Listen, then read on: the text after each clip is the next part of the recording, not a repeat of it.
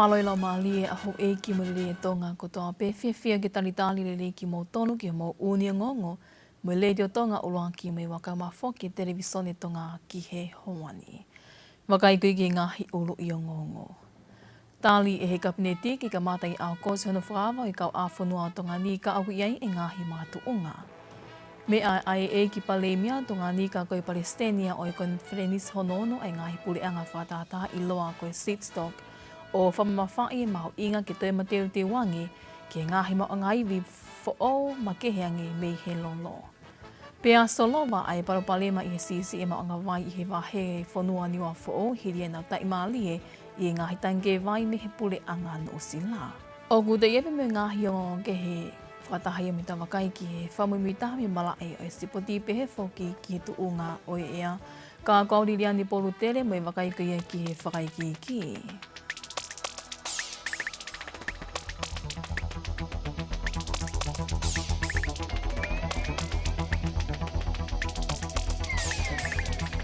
O ku whanganga ki whaawai kau awhunua tonga ni e mahina ka tuu, pia e kai ki te whie mao hatao hi whakolontini. Ko hiri eni hono tali he kabineti mo whapapau i me he pule lahi ko ia e potu ngau e meidek. I he whamatala a paula ma ue mga tuunga pe eni mi ngai savea mo i whaafuafua e potu ngau e mo ui. Tape e ngahi savea mo ngahi. Whare i ka pe ngai mo ui he ngahi waka gon kou reira tu he ahoni mo ukaha. O wiki hoko mai ka pau e whawhia maari e pe e tau kamata e pe i ākosi whakawawa ko tau pora e kamata ki pe kage te omo kolontin ka kulotonga whai e ngawe tai mini hane koe ni koe ngahi lisingan koe na aima ki matolu mono resi sita mai na tolu whe whoku me ki tongani e to'o moi ai e whakafoki rewa pe e ki ngahi airline ni ngahi travel agents ki na hoko atu ki ai na tolu whe whaku megi tonga ni booking pa pepe ke totongi koe ngai tikite ai koe whokia commercial ka mahalo pita te whaiga tutun kabineti te moto ki whakahoko atu ai kau wawene a puto pe me ea koe Ko e kamata ko eni hono whaavau i kau awhunua tongani i Aukosi e waka e ua i he wike whaafuafua ki he ahmoni te pe mo tuapule lulu. Ko e mahina ni e waka pe e taha i wike ko toa pe ka e kei whakahoko pe e taho i whakolontini a hoi tolu. Rotonga ni he polokalama whakafoki mai ho tau kakai tonga i toa pule anga ku tau mai i he ahoni a e waka e wami Australia mo New Zealand whakafufua ki he kaupa sese e wangi au tupu. Nai pehe he ni e paula mao ka whia mali e pe e potungai mo ui i he ola o kunau mao mi he savea i he kau flau mai i e mahina ni e hoko ai pēr no whaavau i kau āwhunua ki he whewhlau a ki.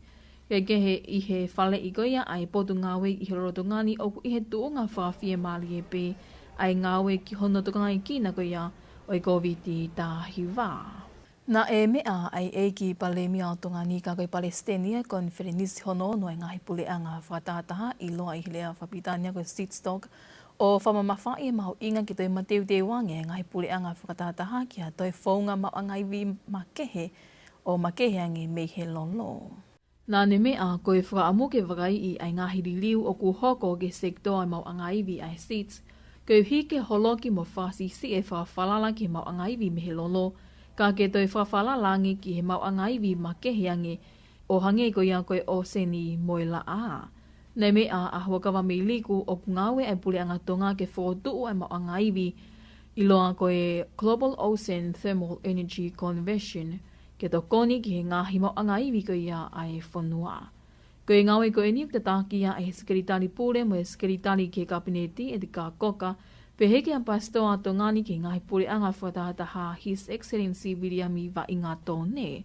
Rotonga ni ne whafunga iai e he sea i he Seatstock ka koe ambastoa ia tonga ni Williami wa inga tōne a tōngani i he whamo onia lea pau whemahino aki i he whingai aki ki he mawanga iwi me he o seni. Koe konferenisi koe ni e ngahi pule anga whatataha ni whaia i Lisbon, Portugali i he mahina ko o si i he taumua ke a lelea i hangai whaunga ki he mawanga iwi me he o seni pe he whoki ke toi lele iange ki ngahi tūgui motu mo i ngahi whanua iki ke ilangalanga hake. Ko e Seatstock ne whotu uia i he taua noa tahani mā, Whatamu a ki ngahi ngawe to koni ki hono whalaraka i mau angaiwi i ngahi tuku i whonua i mamani, ta te whito eni ki ngai whonua ke i langalanga hake. Kai kei ko i London i rorotongani ai e ki pale mia pia me ato e minista ki mulia tongani, whiki tau mo i loa uto i ka manu ki whisi ki he whataha ai kau minista ki muli. Neonga kei whi awa tongani me COVID tahi wapia tō me moe tō mahaki fo o koe ni koe rhinovirus moe flu. Kāna e malawa le leipea ni a whiu whakahoko e whiaohi tau olu ngai whānau i whiaohi koe e wike taki mamata i he tauni mo e kawinga ma ke he anga o tonga ko tau laukau anga Alice Tupou mo e whakaikiki. Ko e polkalamani nei whahoko pe i holo whamanatu kuin Salote pe nei whotutu eni mga he polkalama kehepe te whailonga ia ke aho whahifo ene a whio kingi Tupou wono i aho whako siuna i o tau kotoa a ia wanga maheni ke whahoko ai a wike hei lala. Ka koe talo i tōko e COVID e ta o e ua ko hili mo kanseri ai pe a hono whalele koe ai wike hei lala. Ko e whaafe whalanglangi koe Ambassador a Siapani ki Tongani His Excellency Monenaka Ken Sako mono hoa, pe anane mea ki he mahu inga maali koe tau mua wike tak mamata, pe he a ene whalotolahi koe ki hako tupu e whanua ke mahu inga hano tau hi e tala tuku whaholo atonga, ke tō loa me he tō tangata ki tō tangata. Whanau, koe tau mua oe wike, taki mamata. Ki he tau, ua noa ua, koe makehe anga o tonga, koho tau rau kau anga. O ko sa ia o pito he tau muani, neongo peko whe, honua oku te hau me ai. Koho tau tara tuku whakaholo, hoko tau makehe angaia. O kui ai engahi mea, ok tau kehe ai. Ka oku iai pe, a engahi mea, ok tau tatau ai, o hange koeni. Koe honua ple whakatui, a tonga o tatau pe mo Siapani. Tānaki atu ki ai mo e tau puaki vau ere. A, E, I, O, U. Aia ok tau whanongo ai, he ngahi rea tatau i tonga mo Siapani.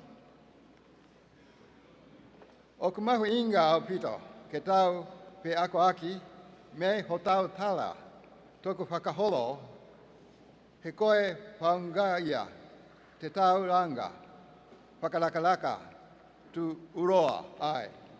Ke tau whaka-apa-apai, ho tau ngahi, ma kehe anga. Pia iro mo ngahi, konga, o tau vahe. Whanau, o kou tapo atu, ke mo tauhi, ai tala tuku whakaholoni. He koe tala ia, homo top anga, moi historia, o whakaho ihe, anga whaka honua. Ia ne pehena i kuna e siutiti la tō ai whi auhi tau olunga koe e tau nima ki he walu me te tangamotonga tau walu.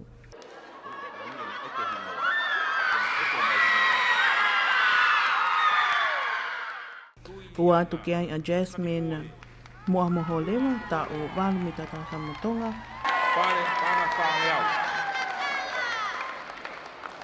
Pea tolu lewa a English Amelia Tupulotu tau walu me homa kerikau. I e whiauhi tau olunga ai tau hiwa ki Tahawana i kunaia e maa ata whinau tau hongofulu me kanokpolu, ua atu ki ai a Litiana li sala tau hongofulu me kanokpolu ai pe, pea tolot lewa a hena hingano tau hiwa o homa kerikao. Koe whiauhi tau olunga lewa ai tau taha tolu ke taha fituna e mahangai a melefonua tau taha tolu mi haa tafu, mo e waloni perenato tau taha fitu me maufanga. Uana e toi mahanga pe moia, ai nei aweka Sisilia Walele tau tahaunu mi holonga, mo fisi i piula e te aki tau tahaunu mi houma. Pea nei fika tolot lewa a kewalia po ese tau taha fitu me pili. Koe kau whamau koe whiauhi tau olunga ko Pahulu, Kristina Soakai, mo Moturiki Whatawa. Ai ngonga e le teo me televisione tonga ko Alice Tupou.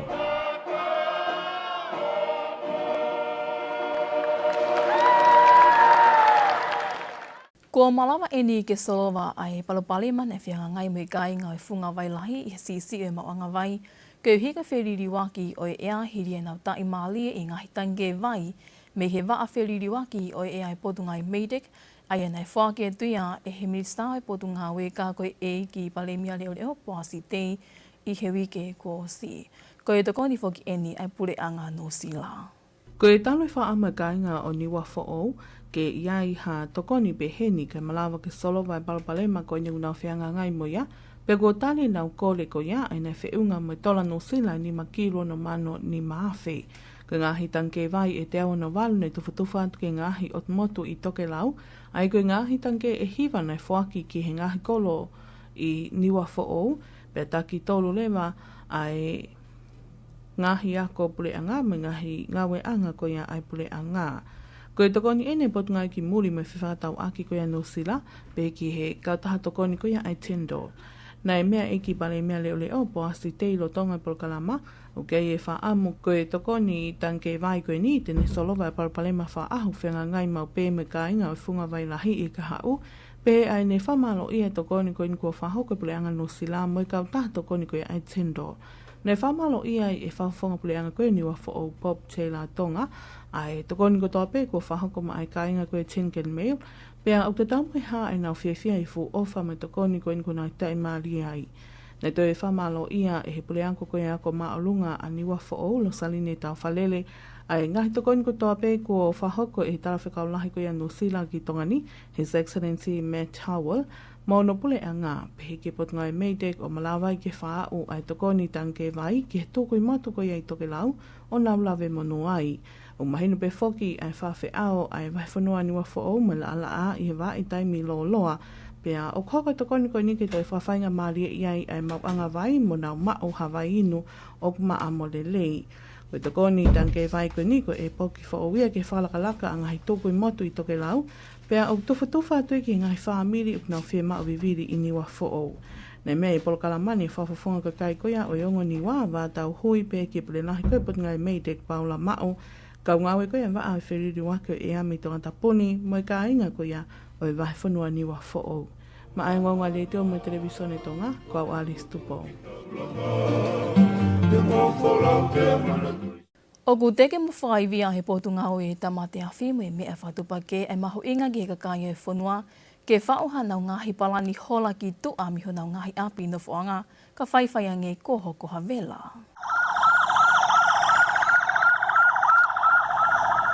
I he polokalama tala ke I kapa ai potunga we na e pehi ai e paula tui tu pou me he potunga we ko e toka ngahi ko e mo ui o ku tahape. I kai ngatai ka akulahi ngahi palopalema ku nau whitau laki moia, me he nau ngahi whato tono ki ngahi mama ku hoko i he whanuani, ko e tae whemahino aki ai me mipa o he whamili mo I kai ilo, ko e ha e nau ngawe takitaha e whai lorotonga ai hoko ai mama. Nei pehetu I tu pou, ko e whaamu ke whataha i ngahi me mipa o he whamili, o whaumo whotuutu ha ngahi palani ki teimi I hoko ai ha mama, neongo o ku te eki hoko ha mama ki honau ngahi api na whuanga. O ku kai ngata pe I he ngahi api na whuanga ka ku kau ki heni mo I ngahi ngawe a ngā. Uloa ki ke ilo I kotoa he me mipa he whamiri, ai palani ko ni.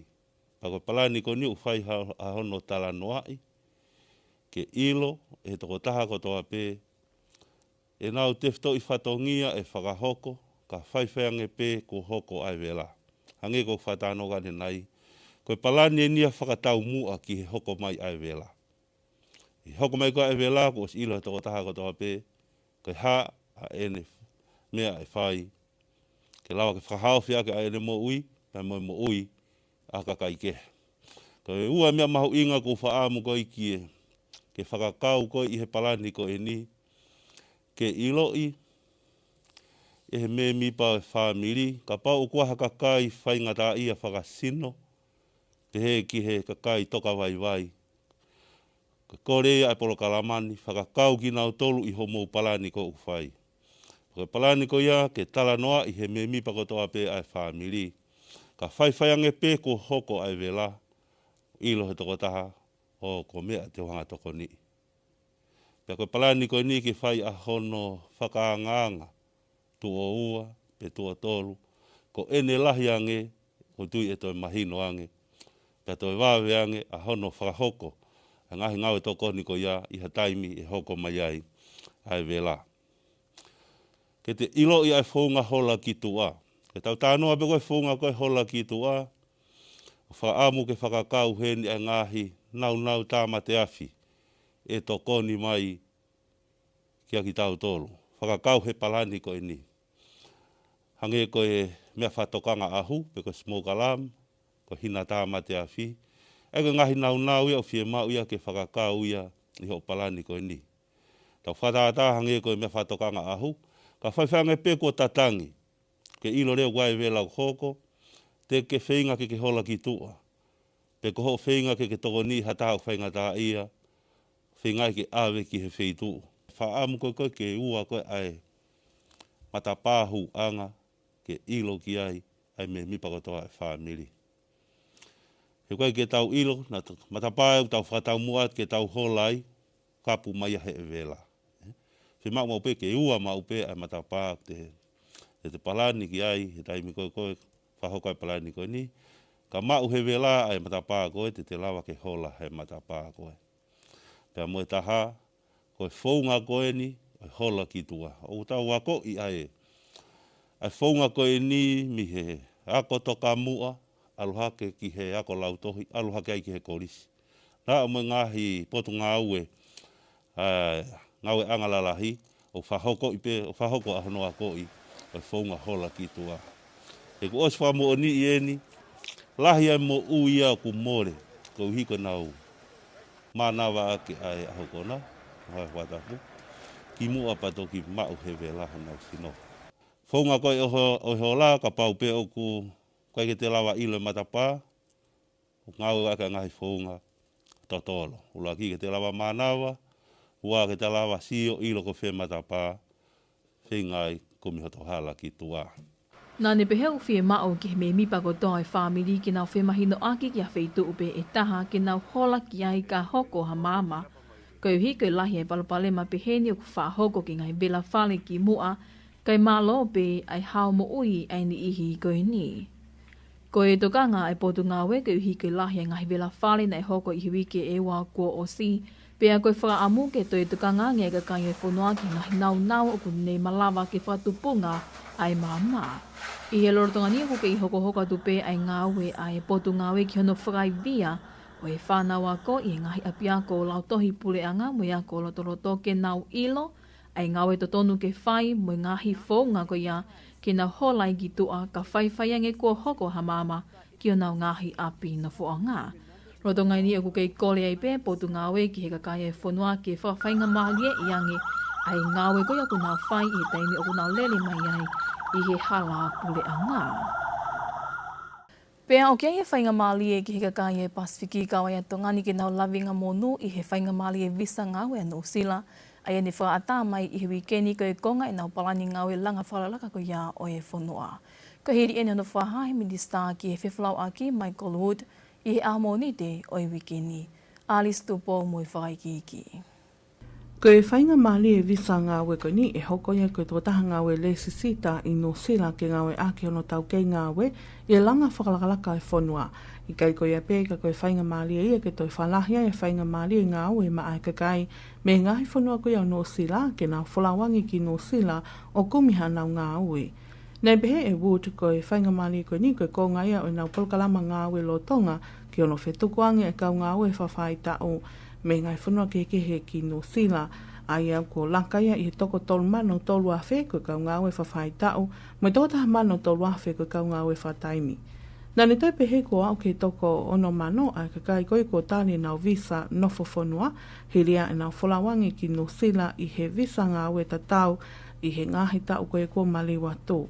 I taim tatau pe ai whaata koe whenga mali ngawe ki toa mi Nosila, nei te pehe e Wood o nau te whenga ke whapapau i kai pa o sii, pe ngahi ko via e he ni ihi, ai tai mali e koia i he whenga mali e visa ngawe ko ni, e o nau ngahi marketi ngawe. O ku kau ke hen maha palani ngawe ki ha hiki wahinga whatatau ki a takai mo mawhatuktuke whatongea ngawe, ko ha vete ki anga ia ki he ngai palpalema ko whianga ngai mo ki nau tolu ko nau wholawangi ki no sila i he polo kalamata tau. Ko e talu hono whaawa o i whainga maali koe ni, ko mau e he ofisi ko ia o Wood a ngahi tohi kua ofi i he ono awhe, pia koe tohi ko le visa ngā wea i e wha awhe tau ngau tupu ko tali. Ka kehe koe whainga maali koe ni, ko pau ke ulangi whapapau i a ngā we anga i no sila e whahoko whatongi ai ai tō taha ko ia, ka tok malawa ke whahu a ene tohi ko le ngā we, koe hui ke whapapau i o kia i peha ngā we anga pau ke whahoko whatongi ai o ka tali ai visa ngā we. Ma ke he anga me ai ko whapapau i mepule anga no sila, ko nau kau a whanua e ka mata ni a tā ka kato ko ia ki he whewholau aki, i a hau taha ko ia oi mahina ni. Ma ai ngonga le teo mo i televisione tonga, ko au Alex Tupo. Pēnik mua pē tau māwai te te wakaingi pehen ki ngāhi ulu i o ngongo. Tāli e he kapineti ki ka mata i au kose hana whāwai kau a whanua tonga ni kau ki ai e ngāhi mātu unga. Mea ai e ki pale mia tonga ni ka koe Palestenia o i konferenisi hono ono e ngahi pule anga whakataataha i loa koe Seatstock o whamamawhai mahu inga ki toi mateu te wangi ki a ngahi mau anga iwi fo ma ke heangi me he lolo. Pea solowa ai palo palema i he sisi e mau anga vai i he vai whanua niwa fo he ria e nau tai maali e i ngahi tanke vai me he pule anga no sila. Ko e ka kātai bea mō ngāhi o ngongo i he lea whatonga mo leto tonga uraki me waka ma whoki televisione tonga ki e hoani o gea e whaamu ne au tāki le liko tau pēa ngāhi o ngongo ni ki rata whāli ko tau pē. Whamālo te hui tau kei whi au mai, ka mō me au.